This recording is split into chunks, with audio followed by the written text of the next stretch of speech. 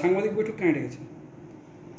আজকে আমরা দুপুরবেলায় একটা সূত্র মারফত জানতে পারি যে শিলিগুড়ি থেকে একটা গাড়িতে করে কিছু মাদক দ্রব্য আসছে।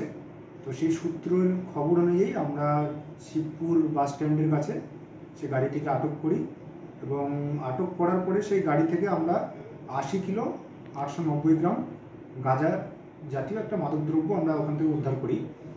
তো সে ব্যক্তির নাম হচ্ছে বিশ্বমিত্র অধিকারী। তিনি শিলিগুড়ি থেকে নদিয়ার দিকে আসছিলেন। তো নদিয়ায় সাপ্লাই দেওয়ার কথা ছিল এই যে মাদক দ্রব্য সেটা। তো মাঝপথে আমরা ডিটেইন করি। তো কত কিলো টোটাল একজনই, তার নাম হচ্ছে বিশ্বমিত্র অধিকারী, 38 অ্যারাউন্ড বয়স। আর কি কেউ এর পেছনে রয়েছে বলে আপাতত কিছু জানা যাচ্ছে? আমরা তাকে অ্যারেস্ট করেছি এবং আমাদের আইন অনুযায়ী তাকে আমরা কোর্টের থ্রুতে রিমান্ডে নেব। পুলিশ রিমান্ডে নেওয়ার পরে এটা তদন্ত সাপেক্ষ ব্যাপার, যদি এর সঙ্গে কেউ জড়িত থাকে অবশ্যই আমরা জানতে পারবো। কয়দিনের রিমান্ডে পাঠাবেন? এটা আমরা অ্যাটলিস্ট 7 days ভাবছি।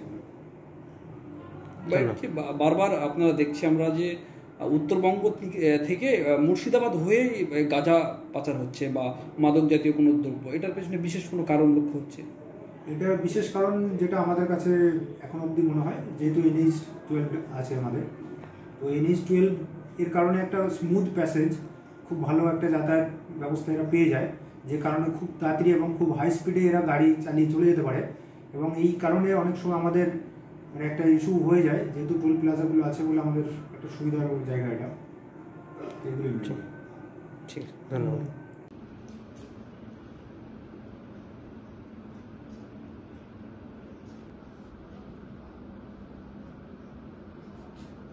ইনফরমেশন রিসিভ করার সময়